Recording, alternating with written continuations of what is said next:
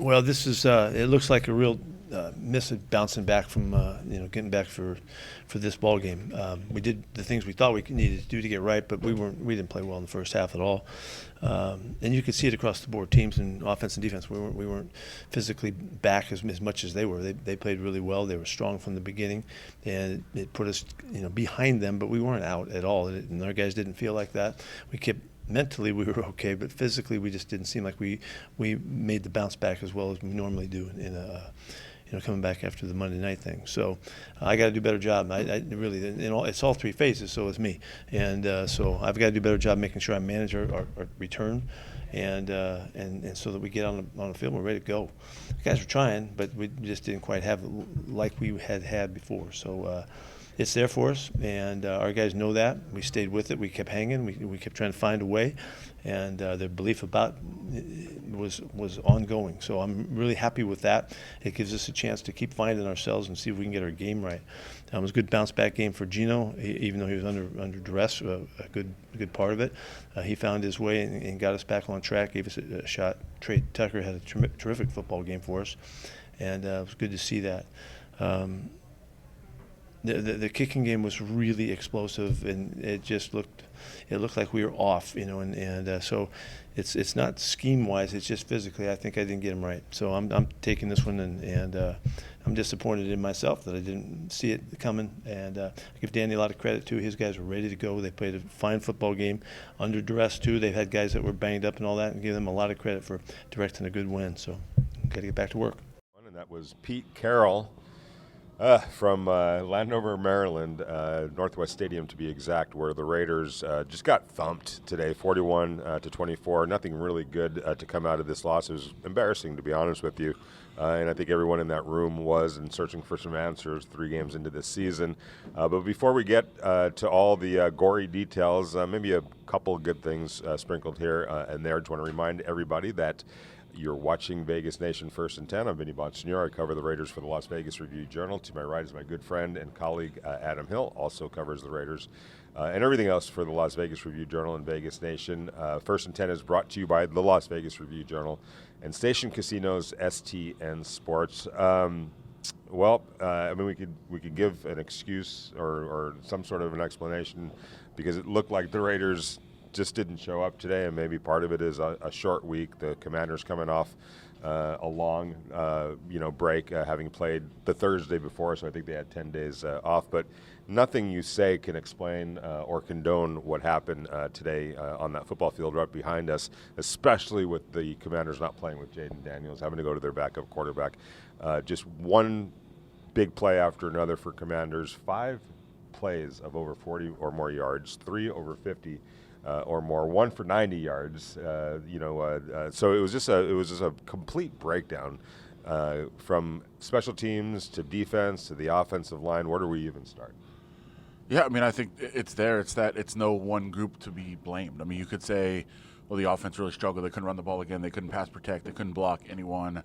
Okay, that's one thing, but it wouldn't have mattered as much, I guess, if the defense wasn't also just as bad. And ugly tackling once again, kind of a throwback to what we saw week 1 of the preseason, where they just couldn't tackle, and that was very evident, especially on the long touchdown run by Jeremy McNichols. And then yards. Usually the one thing that the Raiders will hold their hat on no matter what is the special teams, and that was bad today too. Couldn't cover both a kick and a punt. There's just a misplay of a kickoff that really didn't matter in the end, but it was just a sign of, they overcame it. I think they scored a touchdown after Zamir White misplayed a kick. But their longest drive. The point is, even though they overcame it, it still happened. I mean, none of the units were picking each other up. I think that was very evident here. It wasn't like, hey, if this would have just been better, you're good enough in the other 2 phases. Like, no, you just weren't good enough in any phase of the game. And I think that's part of what Pete Carroll was saying there at the top of, if it's everything, it's just got to be on me. I mean, that's, obviously it's the players, and Geno Smith kind of tried to take that blame back and said, hey, he's not on the field. But at the same time, if everyone is coming up short of their expectation of where they need to be, then there is more of an issue than just a player or a unit or a group. Yeah, there's no question about that. And it was just it's funny because I always go into a game thinking all right, what are we going to write about, or who are we going to be talking about, come Monday morning? And generally speaking, it's a couple things here or there, but today was, and all for bad reasons, except for maybe Trey Tucker, and we'll get into Trey's really good game that he had career highs and everything. But we have to start somewhere. So as bad as it was on defense, and we're going to get to the defense, I'm going to go right back to the offensive line, something that we've been talking about for 3 straight weeks again. 5 more sacks that they gave up. That is 8. That's 13 over 3 games, which is terrible. Today in particular, well, everybody played poorly, I thought. DJ Glaze, 5 pressures that he gave up, 2 sacks.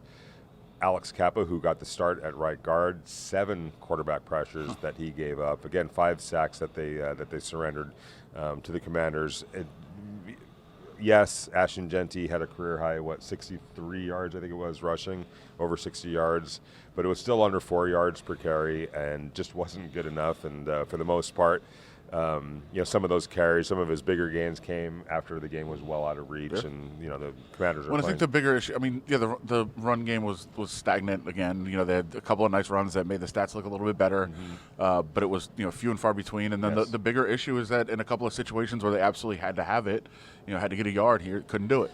Couldn't run the ball when they had to do it. Yardage. So that was an issue. I think that was, evident throughout the game. The offensive line was just bad. Yeah. And usually, I think, maybe it was last week, week before, last week, said, hey, the offensive line was really bad, except, hey, at least Colton Miller played well. Like, I don't think you can say that today. No, it was all of them. I don't know that maybe somebody will stand out when we watch the film and say, oh, maybe he wasn't that bad today. But on live viewing, it looked like nobody particularly played well up front. At the very least, even if we do say, well, it wasn't quite as bad as we thought for that particular player, it was still not good. It was bad overall. Yeah, and it's just, it's 3 weeks in, and after a while you start becoming who you are, and it becomes evident what you are. And right now, the Raiders' offensive line is just not good. What I wrote was they've got 14 games to get it together. But as of right now, it feels like a miscalculation that the Raiders made with their offensive line. Adam, I know that he's been beating the drum, for a while now. I'm sure everybody that commented in the offseason is going to come back now and say, hey, maybe you were right. I'm sure that's going to happen. Yeah. It's just, and at this point, that part of it is water under the bridge. Yeah. What they have to do is figure out how this, look, will it get better this year? We're going to find out. I don't know. And I will say, to your point of you have 14 games to figure out, no, you don't. You have about 6 games to figure true. out. You don't want to figure out how many games of course. are left. You don't want to figure out week 17, be like, oh, this is the combination that we should have been using. And look, I think the biggest storyline, we'll just say it on the offensive line, is of course that Jackson Powers-Johnson was the starter week 1, got a concussion, couldn't play last week. He was active today, but did not play, and that's a coach's decision. Yep. He said, Pete Carroll said after the game, competition continues, but he said it was a short week. We didn't get to hit, so there was no hitting in practice this week at all because it was a short week coming off a Monday night game. So maybe you weren't fully comfortable putting Jackson Powers-Johnson in the game, but he was active, so he could have played. That's a coach's decision. In the end, however you want to justify it, and that's how he said it, the coach's decision was to keep Alex Kappa in the starting lineup. And that the competition continues on. Sure. Now, let's address a little bit of an elephant in the room right here. Jackson Powers-Johnson had a concussion. We believe that there was something similar that happened to him last offseason, right? That cost him OTAs and most of training camp. There was some history of that at Oregon, right? And I'm going to just point blank ask you, them not playing him at center, and I know that there was a lot of goodwill in terms of that for Jordan Meredith, who they felt projected better at center, but I'm just going to ask you point blank, how much do you think the decision to not play Jackson Powers-Johnson had something to do with the potential for injury in terms of concussions? It's something I've heard obviously floated around, and that they thought he might get hit less playing guard than center. I don't know if that's really the case. There's a lot of contact everywhere. Yeah. I think, they liked Jordan Meredith's body type, and they said, hey, it worked out at guard, maybe it can work out at center. I know they wanted to try it. I would say, I think 3 games is not enough of a sample size. I understand that, and I truly, truly believe that. I say that all the time. But Jordan Meredith looks better at guard than he does at center. To me, I don't think there's much question. He had a really good second half of the season last year. Has not been the case this year at center. So does that mean he needs to move back to guard? I mean, I would certainly look at it. I would try it. What do you do with We Jackson? talked about Just trying to move him figure back to out. I center? mean, I would maybe, yeah. I mean, I would at least see how that works. Look, it's something. What's going on with Jackson Powers? I have some thoughts. I'm not sure exactly what's going on. He certainly wasn't happy after the game. I can tell you that as he left the locker room. I wouldn't be either. No. There's no question. I mean, he believes he should be playing. I think he is one of the 5 best offensive linemen on the team. I don't think there's that much question about it. And, you can look at what has happened to the offensive line the last 2 weeks. I know that Jackson Powers Johnson did not play great week 1, but the offensive line was better than it has been the last 2 weeks without him. He's one of the 5 best offensive linemen on the team. Probably need to have him on the field. Yeah, and to our point earlier that they need to figure out the formula, I mean, I think all things are on the table. So if that's Jackson Powers Johnson at center and Meredith back at guard, maybe that's something they have to look at. I've had people outside of this team say Jackson Powers Johnson is the best interior offensive lineman that they have, and Jordan Meredith is the second best interior offensive lineman that they have, which means that there's today. I would put the caveat: he's the second best interior lineman they have when he's not playing center. Okay, But we there you haven't go. seen so it at so center. let's just put it this way: that those two are the best. Yes. Yeah, right, exactly. Yeah. So you've got Jordan Meredith is the second best guard, but if Jackson Powers Johnson is playing, then he's the best guard that they have, and that includes Dylan Parham, and that includes Alex Kappa. So I'm not quite sure what's going on. I mean, we take it for what it's worth in terms of the body type projects better at center for Jordan Meredith, but I do wonder if they're going to rethink that at some point. Because time's not running out. There's a lot of football left to play, but games are running out in terms of with this AFC West and It's running out in terms. If you keep playing this way and losing games this way, games aren't going to matter anymore. right. Like that's the bottom line of, hey, you do have 14 games left, but a lot of them are going to be very, very meaningless. Yeah. If you don't figure it out soon. What's really weird to me is that Joe Philbin has, he's prevalent, right? And he was the offensive line coach. He was the guy that replaced the offensive line coach who got fired, James Craig, last year. So Joe Philbin was the offensive line coach for the Raiders, the interim offensive line coach, when they basically played their best football. It wasn't the best offensive line of all time, but it got better under Joe Philbin. I just wonder, like, he's here and he's consulting and he's part of the staff. Why he hasn't, made that suggestion of maybe it's time to make this change, and maybe he will. Maybe he will. Maybe he has. Maybe they just haven't done it.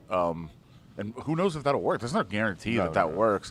It's one possible solution that they could look at and explore, because I think all options should be on the table. The issue right now is that if you were playing well on defense and great on special teams and dominating in all areas, except, hey, we just have this trouble in the offensive line, how do we figure this out? If that's what you're saying in the front office of the Raiders or in the coaching staff of the Raiders, then I think it would be a much easier thing of like, hey, let's try some stuff, let's experiment, let's figure it out. But like, there's a whole lot of problems that need to be fixed. It's not just one. Right. So it's not like it's a kind of like a ship that keeps bringing leaks, and you're like trying to plug one. Like there's other leaks that are coming. Like if you spend all your time trying to plug this one leak, the other 4 are going to sink you. So there's a lot of things that have to happen. But certainly in terms of those people that are in the offensive line room, there's a lot to try to figure out this week. Yeah. Do you think that there's enough talent here on this team to get it figured out? I'm not saying, make this a playoff team or the team or just the offensive line. The team. Because you mentioned that there's a whole bunch of other things that are sprouting leaks. Yeah. Not just the offensive line. Well, look, I thought going into the season, the absolute cap on this team was like 8, maybe 9 wins. Right. And we talked about that all offseason. Yeah. So I don't, can they still get there? Yeah, I think there's still winnable games on the schedule. I think there's enough talent. I think they can make that happen. And in terms of the offensive line, like, I thought, and I think a lot of people thought that, Chip Kelly's scheme, letting some of these players that they had that are still in the system work in this system instead of the old one, that it would have suited them better, and that they were going to play better just by virtue of playing in a different system that is more suited to their abilities. But that just hasn't been true. No, it hasn't been the case. We saw Colton pulling a couple times on runs to the right side, right? It was or runs that were supposed to come left, where he would go down the line of scrimmage to hit a guy that was crashing down toward his right, the Raiders' left, and just got eaten up on both of those. Just didn't get there. Yeah, he didn't get there. You got you got DJ Clays, who just has been bad, and was really bad today, and Alex Kappa. So it goes on and on. All right, so get that out of the way. But it wasn't any better on defense. No. And that's what the Raiders have been able to say, hey, 6 points in the second half of the first game and 6 points in the second half of the second game. That's something that, should be something that they could pack in their suitcase and count on. Well, they weren't able to count on it. Couldn't tackle, couldn't stop the run, couldn't cover anyone. That's not really a good combination. No, not at all. And got a chance to talk to Isaiah Polomau and Elandon Roberts about that. Elandon Roberts said, look, I know people say, hey, don't overreact. Well, he's like, well, you may not have to overreact, but there has to be some sort of a controlled reaction to this. They just can't let that happen again. But I'll point out Thomas Booker did make a really impressive play, forcing a fumble 22 yards downfield, chasing Marcus Mariota down. That was really good. But I was talking to him, and I only bring that up because he said almost the same thing. He said, I think it's really, really dangerous and not productive at all to try to analyze a game, especially one that went this poorly, in the locker room. Like, you really do, and I know it's cliche. He's like, I know it's cliche, but you have to watch the tape. You really do. He said, but when you give up 400 yards, you give up 41 points, like, there's problems. He's like, you can say we have to watch the tape, but we already know there's problems that we have to fix. The tape will just tell us exactly what those problems are. So they understand there was an issue. There's no question, and they've got to get it fixed because, the defense was kind of carrying the offense and keeping them in games. How they, if they're going to, And they kind of were this game up until late in the second half. You remember they tied it 10-10. They did. They got fairly fortunate in that, obviously, that was kind of a fluky chase down that Mariota fumbled. He didn't expect to get hit by a defensive lineman. And then they missed a field goal, which the Raiders, I'm fairly certain, were offside. Yeah, and it wasn't called. And it felt like the Commanders could be up 14 points at that point, and they weren't. But I don't necessarily think, it wasn't really the Raiders. I mean, look, the play by Booker was big, but it didn't even feel like the Raiders were keeping themselves in the game. It felt like the Commanders were letting them stay in the game. I'll give you that. And then the Raiders, didn't take advantage of that at all. The last 4 minutes of the first half were a disaster in every way. I remember as we're watching the game, it's a tie game. The Commanders get the ball with 4 minutes left in the first half. And you said this is the old, cliche, last 4 minutes, first 4 minutes of the second half. And then not only did the Raiders give up a score, they gave up 2 scores before halftime. That was because of a kind of just a bonehead play. Well, not bonehead play, but it was a big mistake by Malcolm Kuntz on the face mask. I have to go back and look at the tape. Some people that were texting me said that he didn't even need to do it. It was just kind of a not well thought out, play. So they gave up 10 points there, and then they don't start well in the second half, and just all kind of snowballed. We're going to take a quick break because as bad as it was on the offensive line, as bad as it was on defense, might have been even worse in another area of the game. We'll get to that real quick, but before we do, trying to remind everybody, you do know that Raiders coverage at Vegas Nation, a digital subscription to Vegas Nation as they're cleaning up behind us. This is what happens at stadiums late at night.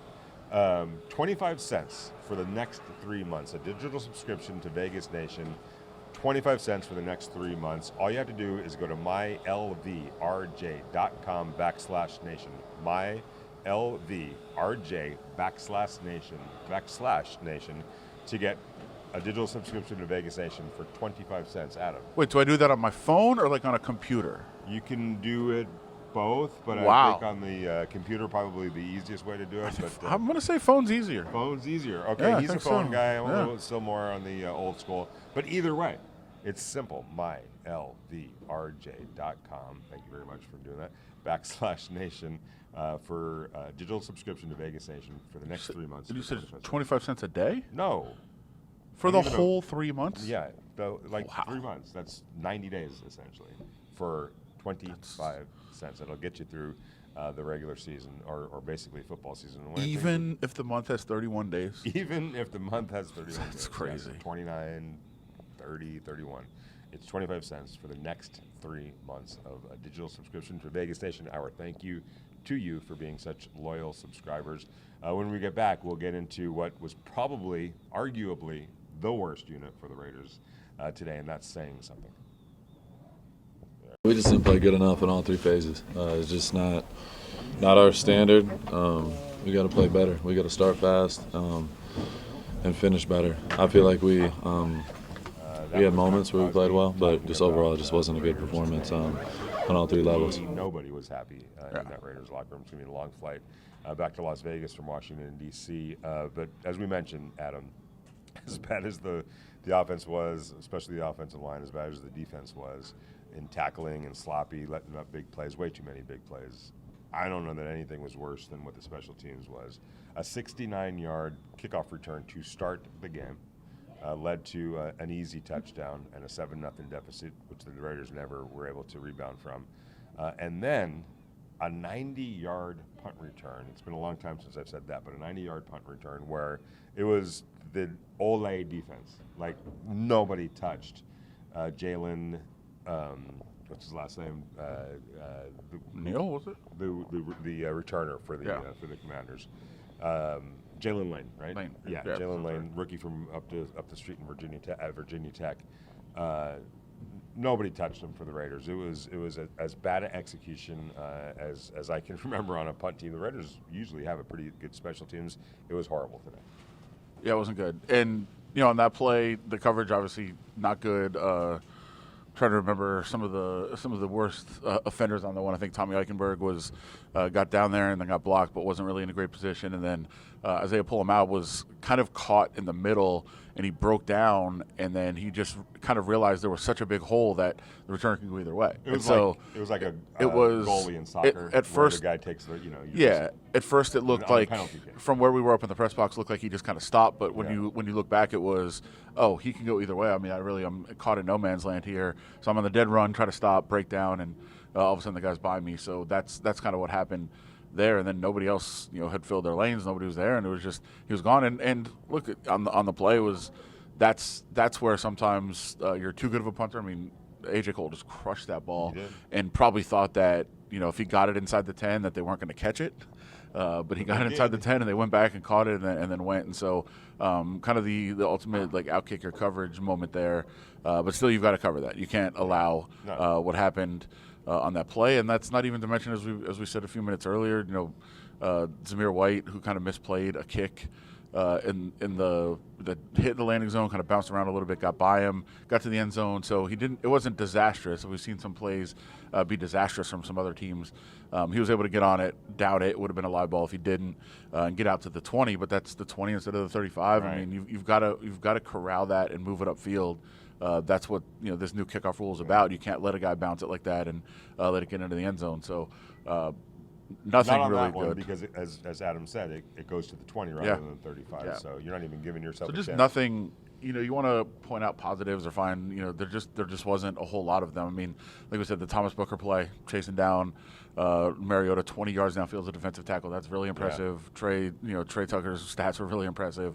Other than that, not much. Yeah, as Isaiah told me after the game, we got to take all of this off of our tape and just throw it out because you're not going to win any games in this league. I mean, again, it was a backup quarterback. Nothing against Marcus Mariota, but he's not Jaden Daniels.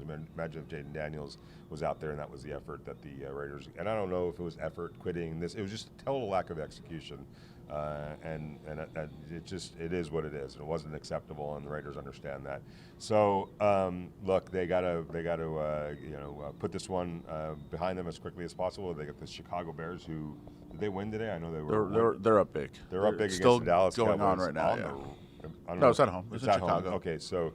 Yeah, just all of a sudden they're going to be facing a Chicago Bears team with a little bit of momentum behind them, and the Raiders have the opposite kind of momentum. It's the battle of the could have been head coaches of the Raiders.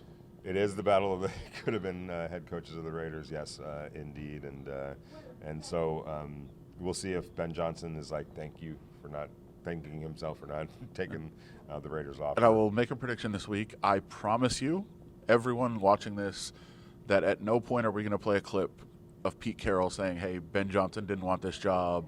That's why I'm here. He didn't want to coach these players. By the way, Pete interviewed for the Chicago Bears job. Right. So what I'm saying is Pete Carroll is not going to say that to us. He's not going to say that at the podium. He is absolutely 1,000,000% going to say it in a meeting. He's going to tell the players, look, Ben Johnson did not want this job. He said he wanted to coach Caleb Williams, not you guys. Yeah. That is going to be used absolutely 100% this week, but it won't be to him publicly. You won't hear it on our show because he's not going to say it at the podium, but he will be telling the players that, and we'll see if that works. He's going to challenge them in that way. You got to do something. I would be excited by that. I would be motivated by that if I was a player, but we'll see if that works for the Raiders this week. Well, we shall see. And 1 and 2 could easily turn into 1 and 3. I did ask Geno Smith, look, you're new here. Trying to build a new culture, but we've covered this team long enough. Like, these types of losses sometimes sends them sideways. He's like, look, nothing's going sideways right now, and take him at his word. I know he doesn't want anything to go sideways, and he has a lot to say about it. But it's not just him; he needs some help. So we can go with the Jordan Meredith quote from today. We said, when you have an old car and you got to push it, and those first couple steps just won't get going. He's like, once it gets going, it really moves for you. So. We'll see. I mean, that's an optimistic way to look at it. Back there pushing. I mean, that's what the Raiders are going to find out this week. Who's ready to push the car? Yeah, who's ready to push the car, and can they sustain it once? Will that engine, stay running once it gets going? Well, I don't even know what to say anymore. This was a loss that the Raiders have to quickly put behind them, learn from it. Same thing we said after last week, but they have to. Otherwise, this season will go sideways because the Chicago Bears aren't coming to Allegiant Stadium to try to go lose in the game. They're going to come here building off what they did against the Dallas Cowboys and try to win that game. So no rest for the weary. The Raiders got to get it done. I'm Vinny Bonsignore. Thank you very much for all your support. This is Adam Hill. I want to say thanks to all of you for all of the support, all the subscriptions. Remember, go to mylvrj.com/nation to get a digital subscription to Vegas Nation for 25 cents for the next 3 months. Thank you to Heidi Fang. Thank you to the Las Vegas Review-Journal and Stations Casinos STN Sports. Enjoy your Sunday and Monday night. We'll be back at it on Wednesday after the Raiders get back on a normal week. Finally, after practice, we'll be back with you and see what the Raiders have to say about this, and then what they have to say about the Chicago Bears. Until then, take care.